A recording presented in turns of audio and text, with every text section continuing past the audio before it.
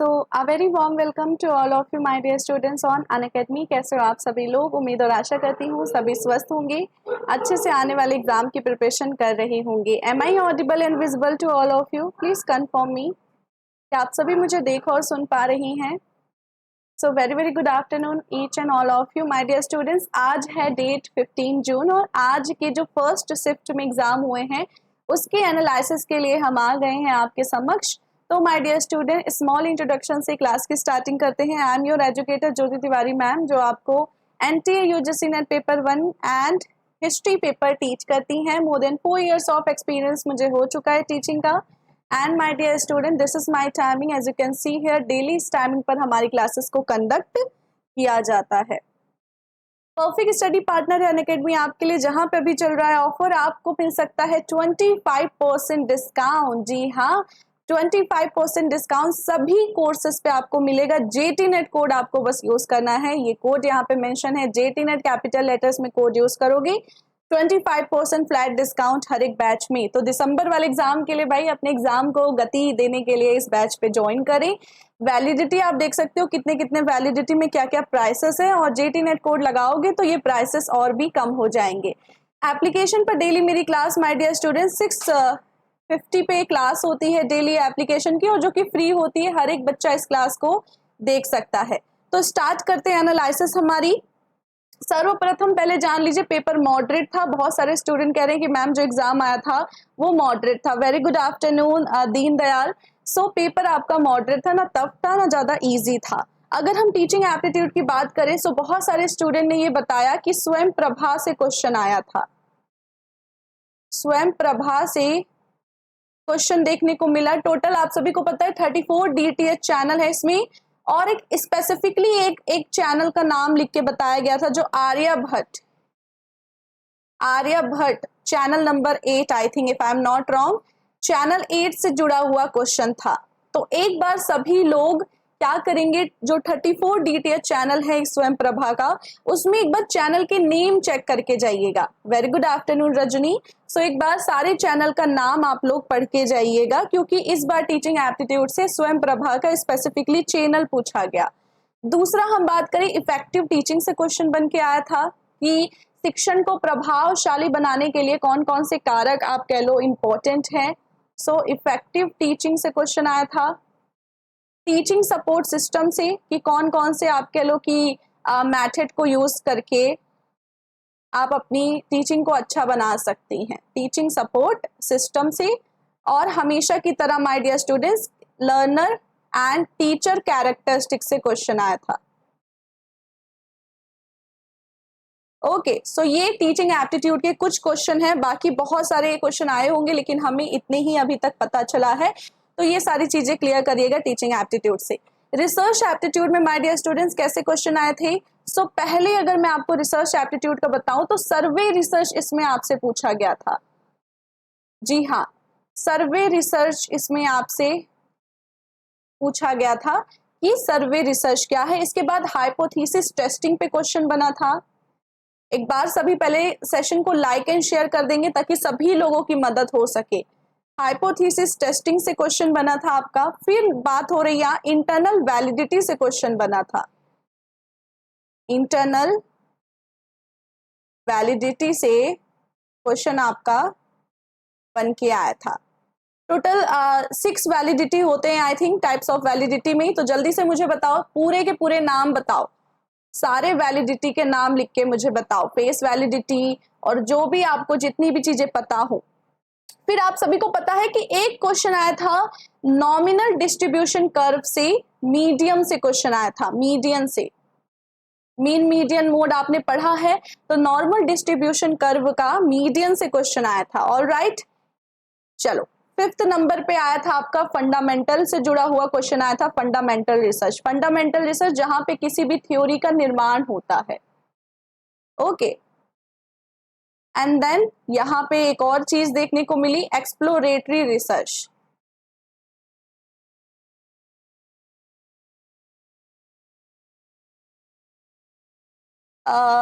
इशिका कह रही ma'am, I want to purchase December NET courses. All right Ishika, so ये आपके लिए बहुत ही अच्छा मौका है। 25% डिस्काउंट आपको सभी को मिल रहा है जो भी दिसंबर की आने वाले एग्जाम की बैचेस को परचेज कर रहे हैं। कैपिटल लेटर में आप जेटी नेट यूज करिएगा, पेपर 1 पेपर 2 सभी टीचर्स को देख सकोगे। ये कोड बस डिस्काउंट पर्पज से होता है। तो ये सारे क्वेश्चन रिसर्च एप्टीट्यूड से आपको देखने को मिले। एंड फंडामेंटल रिसर्च का जो क्वेश्चन था मैं आपको बता दूं, असर्शन और रीजन वाला क्वेश्चन था, असर्शन और रीजन वाला क्वेश्चन था। अगर हम बात करें कम्युनिकेशन और कंप्रीहेंसिव के क्वेश्चन कैसे आए थे, तो कंप्रीहेंसिव में बताया गया कि क्लाइमेट चेंज पे आपको एक कंप्रीहेंसिव आया था, क्लाइमेट चेंज जलवायु पे आपको रीडिंग कंप्रीहेंसिव देखने को मिला था।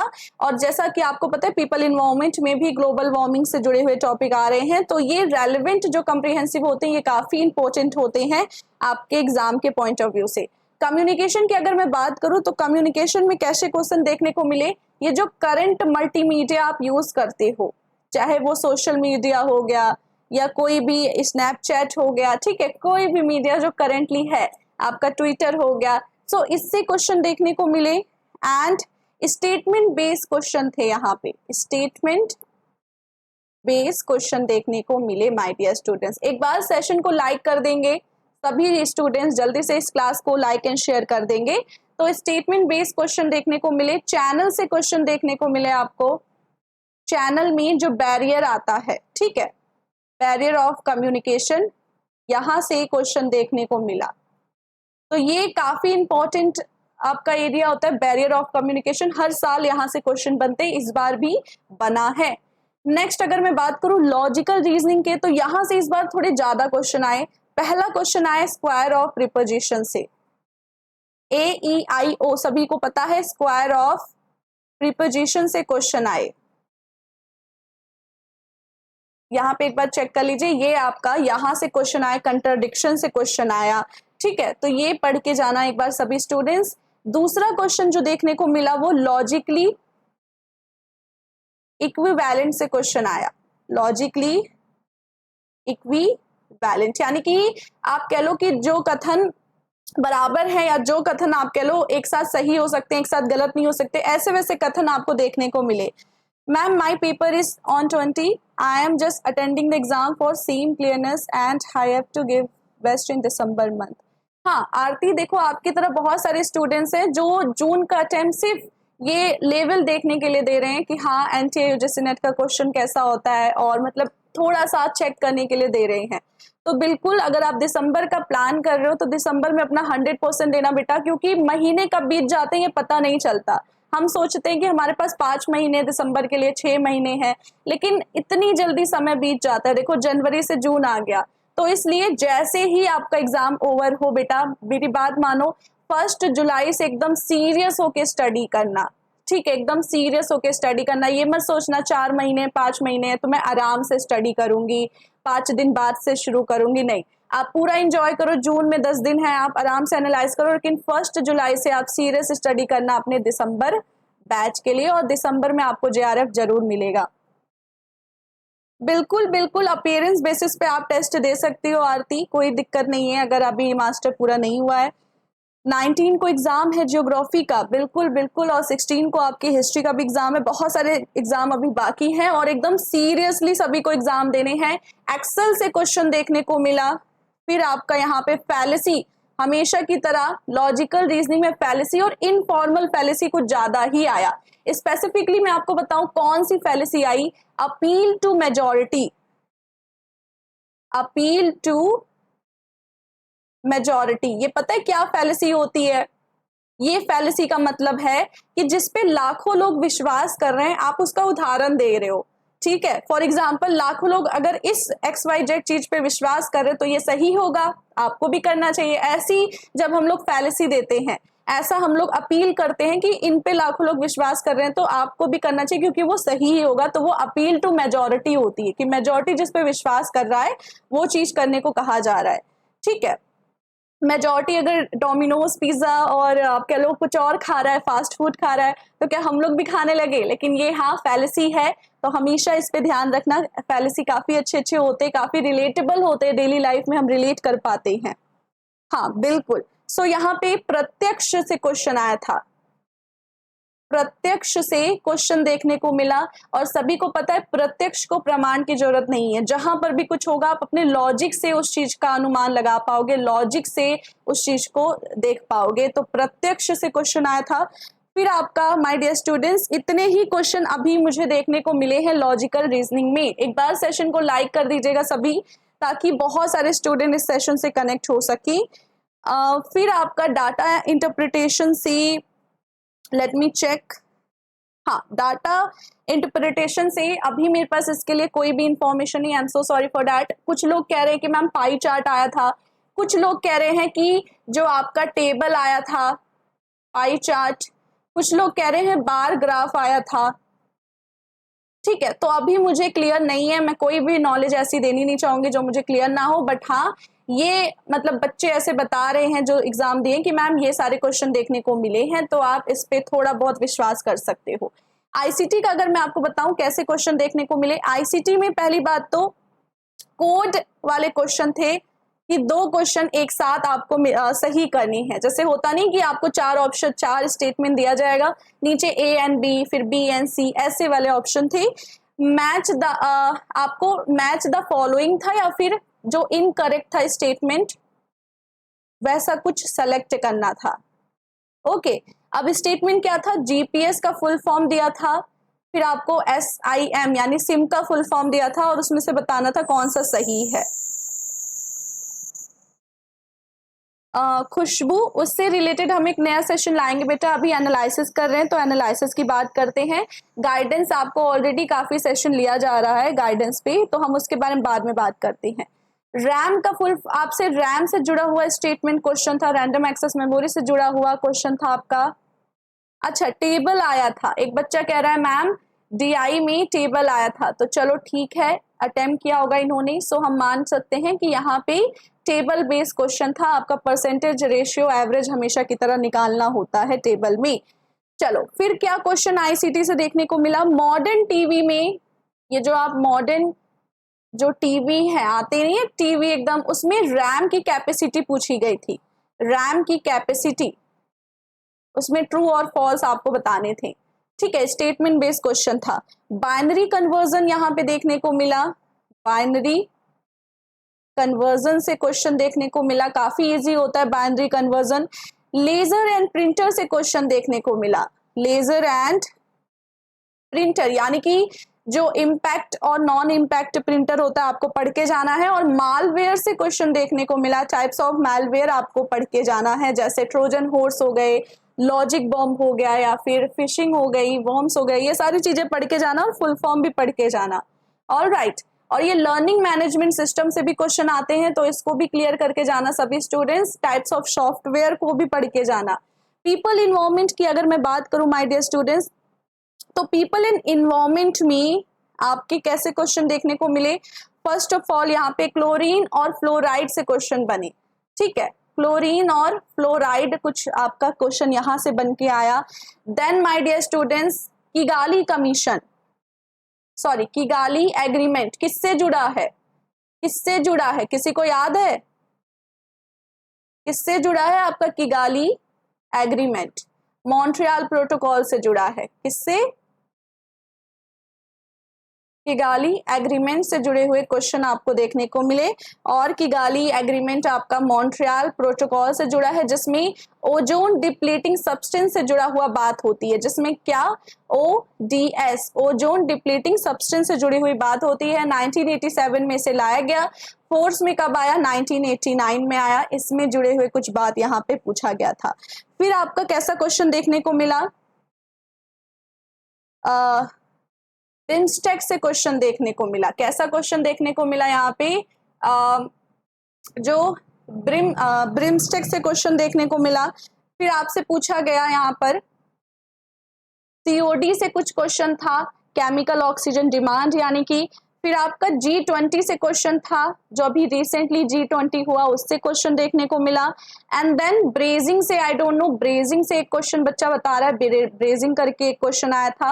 और my dear students, BRIC countries भी पूछा गया। What is BRIC countries? BRIC countries क्या है? सो ब्रिक कंट्रीज यानी इसका फुल फॉर्म है Brazil, Russia, India, China and South Africa. ये आपकी 5 कंट्री मिलके बनाती है ब्रिक कंट्रीज, ठीक है। 2001 में इसे लाया गया by Goldman Sachs economics who coined the term describe fast growing economics, यानी कि इनकी जो अर्थव्यवस्था है वो तेजी से बढ़ रही है, तेजी से ग्रो कर रही है। तो ये है ब्रिक कंट्रीज, हमेशा याद रखना, Brazil, Russia, India, China, south Africa. Question आपका बन सकता है एग्जाम में, ठीक है। Very good. उनमें दीनदयाल, खुशबू, एब्सोल्युटली राइट। तो ब्रिक्स से जुड़ा हुआ क्वेश्चन देखने को मिला।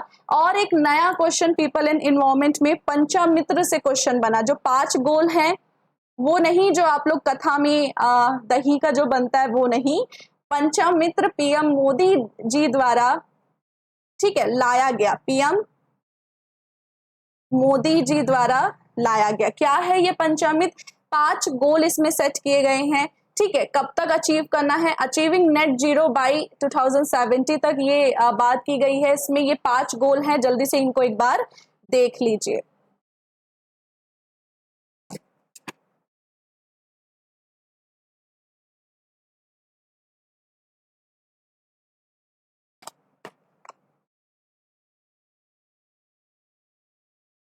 हाँ, सो एक बार सेशन को सभी लाइक एंड शेयर कर देंगे, कमेंट करते रहो भाई, अपने अपने पॉइंट ऑफ व्यू आप लिखते रहो इस कमेंट सेक्शन में, ताकि कोई भी डिफिकल्टी हो आपको तो मैं जान सकूं।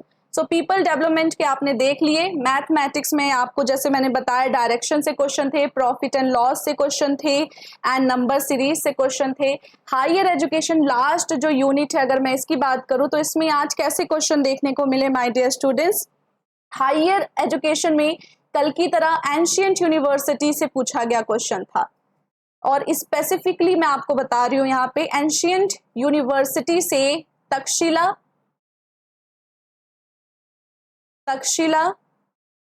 नालंदा से क्वेश्चन जुड़े हुए देखने को मिले। तक्षशिला एंड नालंदा यूनिवर्सिटी से जुड़ा हुआ क्वेश्चन देखने को मिला। ऑलरेडी अनअकैडमी पे काफी सेशन लिया गया है, तो एक बार 2x मोड करके सारे हायर एजुकेशन में ancient university, pre and post, जो भी कन्वेंशन आए, जो भी पॉलिसीज आई, सब कुछ देख लीजिएगा।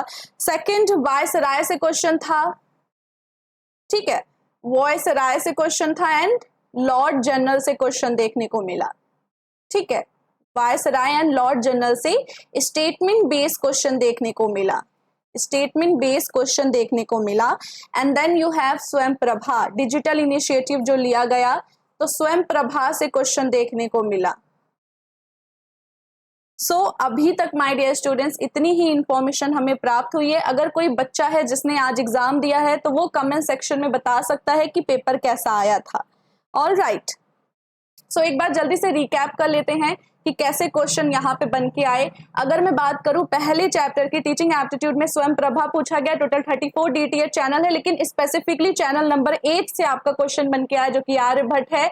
इफेक्टिव टीचिंग से क्वेश्चन आया कि टीचिंग को प्रभावशाली बनाने के लिए टीचर को कैसा होना चाहिए, टीचर को क्या करना चाहिए।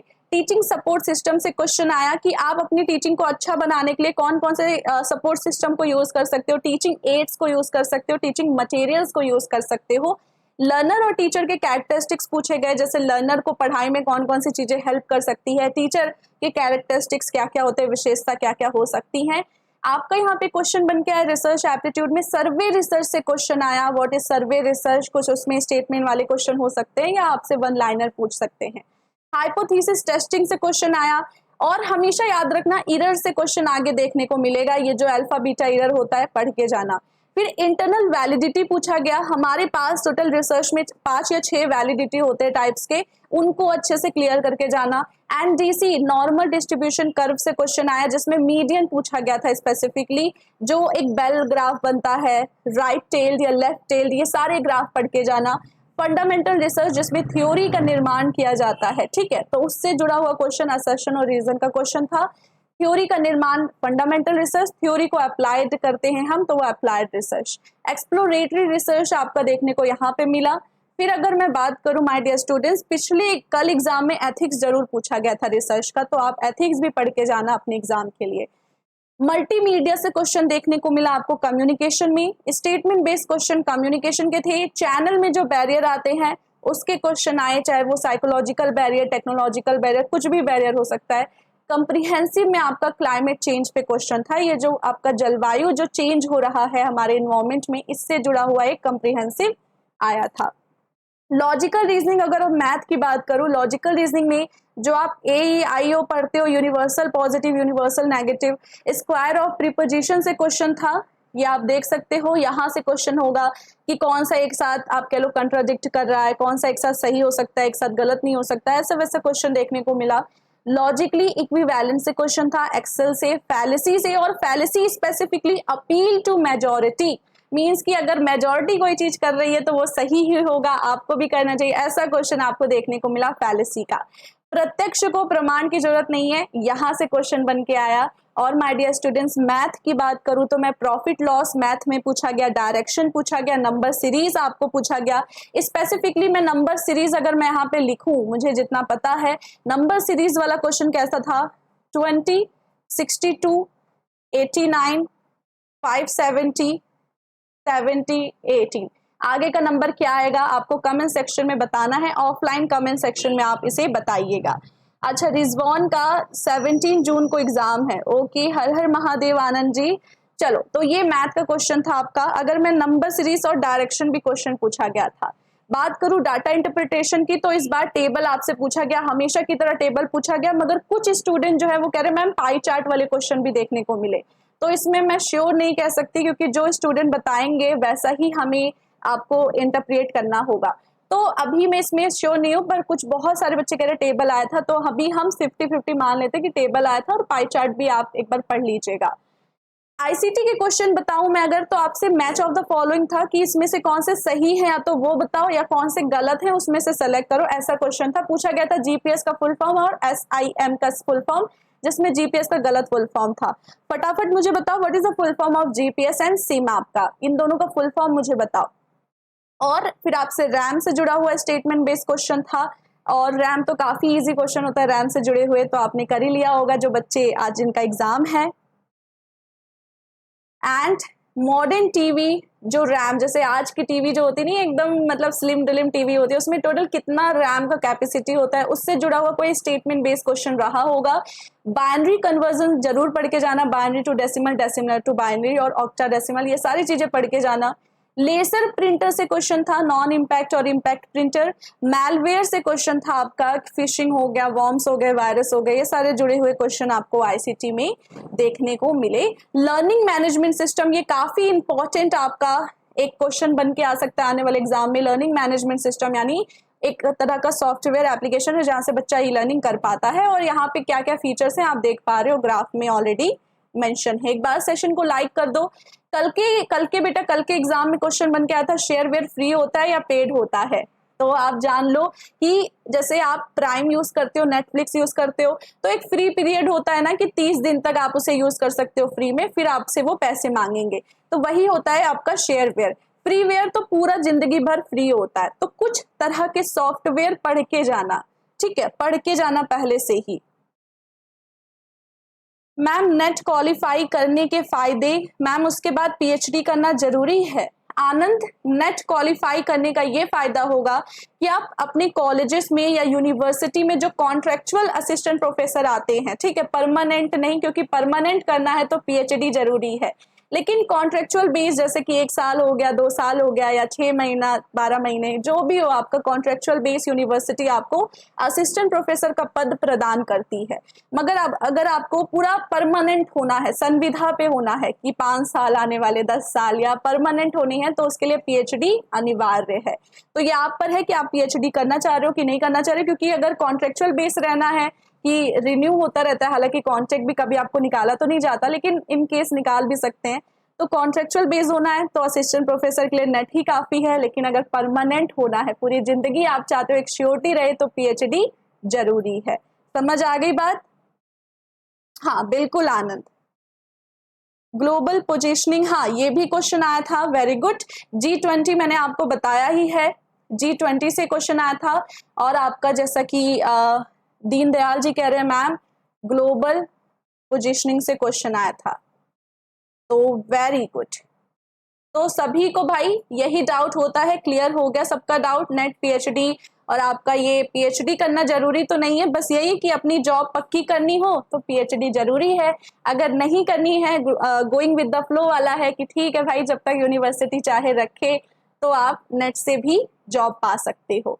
आई होप ये जो एनालिसिस थी आपकी मदद की होगी। एक बार सेशन को आप सभी लाइक एंड शेयर कर दो, इतने सारे बच्चे देखते हैं क्लास को, लेकिन लाइक एंड शेयर इतना कम क्यों? हाँ चलो, तो माय डियर स्टूडेंट्स, अनअकैडमी लाया है आपके लिए एक बहुत ही बेहतरीन ऑफर। सैलरी कितनी होगी मैम नेट होते ही? देखो, हर एक यूनिवर्सिटी अपना एक सैलरी तय करती है, लेकिन आपका यहाँ पे पर आवर बेस होता है सैलरी बहुत सारे कॉलेजेस में, यूनिवर्सिटी में। लेकिन मिनिमम अगर मैं बताऊं आपको, जैसे मैं जिस यूनिवर्सिटी में हूँ वहां पर मिनिमम 32,000 है, 32K है, मिनिमम है ये, मिनिमम, ठीक है। और मैक्सिमम मतलब कॉन्ट्रैक्ट बेस में आपको बता रही हूँ, पीएचडी करने के बाद तो ज्यादा ही होगी क्योंकि आप परमानेंट हो। अगर पीएचडी कर लेते हो तो सैलरी कितनी होती है असिस्टेंट प्रोफेसर की? लगभग 60K से स्टार्ट होगी, 60K या 58K। जैसे मैं जिस यूनिवर्सिटी में हूँ वहां पे जो पीएचडी करके टीचर बन रहे हैं, असिस्टेंट प्रोफेसर बन रहे हैं, उनको 56K दिया जाता है। लेकिन जो सिर्फ आप कह लो नेट करके टीचर बन रहे हैं उनको 32,000 दिया जाता है। तो मैं ये आपको सिर्फ अपनी यूनिवर्सिटी का ग्राफ बता सकती हूँ, बाकी यूनिवर्सिटी में सैलरी डिपेंड करता है कितने आवर आपको पढ़ाने होंगे। क्लियर हो गया सभी को? क्लियर हो गया? सोचो कितना फर्क आ रहा है, पीएचडी को दुगना मिल रहा है, दुगनी सैलरी मिल रही है, और वही जो नेट क्वालिफाई किया है उसको बस 32K, आज की महंगाई में सिर्फ इतना। तो ये आप पर निर्भर करता है कि आप पीएचडी करना चाहते हो। पीएचडी में भी अगर जेआरएफ हो गया तो आपको हर महीने लगभग आई थिंक 35K आपको मिलेगा। जैसे मेरी एक फ्रेंड है, उसका जेआरएफ हुआ है, तो वो उसने मुझे जितना बताया कि 42K, अगर आप वो जो हाउस अलॉटमेंट मिलता है, आई डोंट नो एच कुछ लिख के आता है कि आप ये वाला ऑफर ले रहे हो जिसमें आपको हाउस के लिए भी, रेसिडेंस के लिए भी पैसा मिलता है, फेलोशिप मिलती है। लेकिन अगर आप हॉस्टल लेते हो तो शायद आपको 35K फेलोशिप मिलता है अगर आप यूनिवर्सिटी में ही हॉस्टल लेते हो। तो ये फेलोशिप अमाउंट है, पीएचडी करते वक्त आपको मिलेगा, एक जॉब के बराबर ही है। तो पीएचडी जरूर करो और जैसा आपको उचित लगे, डिसीजन आपका है। ओके, हाँ बिल्कुल बिल्कुल। किसी का कोई डाउट एक बार कमेंट सेक्शन में मुझे बताओ। ठीक है मैम, 38,000 पीएचडी वाला, पर पता है मैम आनंद नहीं, 38,000 ही बेटा, जो पीएचडी करके आता है उसकी 55,000 से कम नहीं होगा। अच्छा, मैं ये बता रही हूँ जो कॉन्ट्रेक्चुअल है उनका नहीं बता रही, मैं परमानेंट वाला बता रही हूँ। परमानेंट समझते हो आप, जो संविदा पे दिया जाता है, परमानेंट वाले की 55 से ऊपर होती है, नेट वाले की 32K होती है। जो कॉन्ट्रेक्चुअल होती है, कॉन्ट्रैक्ट होता है, मींस कि ये हर इनको 6 महीने का कॉन्ट्रैक्ट होता है या 1 साल का कॉन्ट्रैक्ट होता है, और हर यूनिवर्सिटी पे डिपेंड करता है।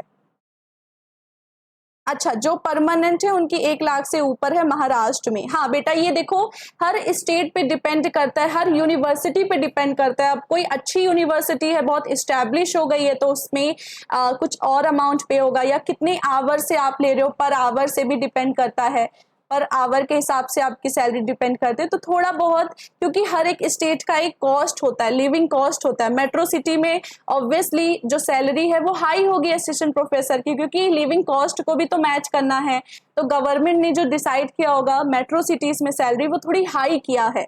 लेकिन जो स्टेट अभी उतना ज्यादा मेट्रो सिटीज में नहीं आया है, अभी कॉस्ट ऑफ लिविंग कम है, वहां पे सैलरी आपकी कम होगी। तो कुछ फैक्टर है जो मतलब मैटर करेंगे। आप हमेशा ये एक कॉन्सेप्ट ऑल पे नहीं अप्लाई हो सकता कि पूरे देश में आपको यहाँ हर यूनिवर्सिटी में इतना मिलेगा, नहीं, स्टेट पे डिपेंड करता है कि cost of living her state की कितनी है। चलो, तो आई होप ये आपको क्लियर हुआ हो आपकी सारी doubt. I was your educator Jyoti Tiwari ma'am, जो एनटीए यूजीसी नेट पेपर 1 आपको टीच करती हैं, पेपर 2 मेरी हिस्ट्री है। और एक बात, एप्लीकेशन पे मेरी daily free mock test paper 1 paper 2 650 पे क्लास होती है, जो कि पूरी फ्री है, कोई भी स्टूडेंट इसको देख सकता है, ठीक है, फ्री है। एप्लीकेशन डिस्क्रिप्शन बॉक्स में लिंक है, आप वहां से डाउनलोड कर सकते हो। ओके, सो किसी प्रकार का क्वेश्चन हो, कमेंट हो, जल्दी से मुझे बताओ। दिसंबर बैच जो है आपको वहां पे मिल रहा है 25% डिस्काउंट, यानी आपको इतने कम प्राइस में दिसंबर की तैयारी अनअकैडमी आपकी करवाएगा। अपनी दिसंबर की तैयारी को अगर आप एक स्पीड देना चाहते हो तो इस बैच को जरूर खरीदे।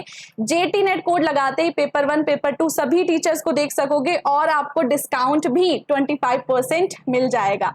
तो जेटी नेट कोड जरूर यूज करें, पेपर 1 पेपर 2 सभी टीचर्स को आप देख सकोगे एंड ये डिस्काउंट भी आप हासिल कर सकोगे। 17 जून तक ही है ये ऑफर, ठीक है, 17 जून तक ये ऑफर है। तो असिस्टेंट प्रोफेसर बनना चाह रहे हो तो तैयारी भी तो आप सोचो, सीरियस तैयारी आपको करनी पड़ेगी, नहीं तो बच्चों को क्या गाइड करोगे, बच्चे का एग्जाम होगा तो क्या गाइड करोगे लास्ट मोमेंट पे पढ़ने के लिए कि 6 महीने पहले से तैयारी करने के लिए, है ना। मैम फीस कितनी है बैच की? तो देखो अगर कोई स्टूडेंट्स आप कह लो 12 महीने इस वैलिडिटी के साथ लेता है, यानी कि दिसंबर और जून एग्जाम आने वाला 2024 का दोनों कवर हो जाएगा इसमें आपका, तो आपका फीस पड़ेगा 13,000, जिसमें जेटी नेट कोड यूज करोगे तो और कम हो जाएगा फीस, ठीक है। लेकिन अगर सिर्फ 6 महीने का लेना है तो 10,500 जेटी नेट कोड यूज करते और कम होगा, 3 महीना आपका 7,500 में पड़ रहा है। तो यहाँ पे आप ये ऑफर देख सकते हो, ठीक है। एक बार मैं जूम कर देती हूँ, इस प्राइस को आप देख सकते हो। My dear student, JT NET code लगाना मत भूलना, पेपर 1 पेपर 2 सभी टीचर्स को आप देख सकोगे। और एक बात, मेरी डेली क्लास होती है, एप्लीकेशन पे फ्री क्लास होती है, हर कोई बच्चा इसको ज्वाइन कर सकता है, जो पेड है जो फ्री है दोनों बच्चे इसको ज्वाइन कर सकते हैं। 6:50 PM आप यहाँ देख सकते हो, डेली मॉक टेस्ट हमारा पेपर 1 का पेपर 2 का होता है। तो आई होप क्लास पसंद आई हो, ऐसे ही प्यार और सपोर्ट हमेशा अपना बना के रखिएगा अनअकैडमी एंड हमारे साथ। क्लास को लाइक शेयर, सभी लोग लाइक शेयर बराबर से कर दो भाई क्लास को जल्दी से। एंड कोई भी किसी भी प्रकार का आपका क्वेश्चन हो तो ऑफलाइन कमेंट में आप उसको लिख सकते हो। उम्मीद और आशा करती हूँ क्लास पसंद आई हो। All the very best for your upcoming exam and मिलते हैं नेक्स्ट सेशन में, तब तक के लिए good bye and all the best. जय हिंद, जय भारत।